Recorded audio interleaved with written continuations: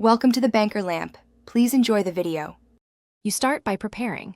Back up important data and make sure your phone and Google Play services are up to date so changes apply cleanly. Once done, open Settings, tap Google, then Ads. You will opt out of ad personalization here. This tells Google not to use your advertising ID for targeted ads.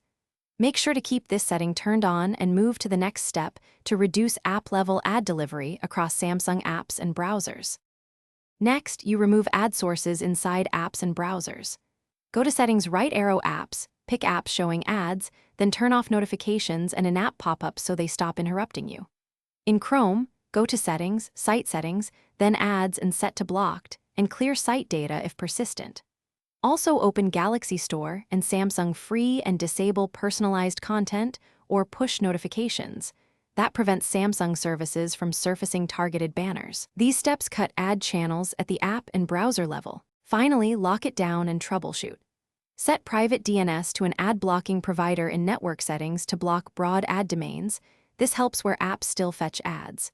If a specific app keeps showing ads, uninstall its updates or reset app preferences, and if needed, reinstall it. If things go wrong, reboot after changes, clear the app cache, and recheck permissions. Often a stale cache or retained permission allows ads to return. That single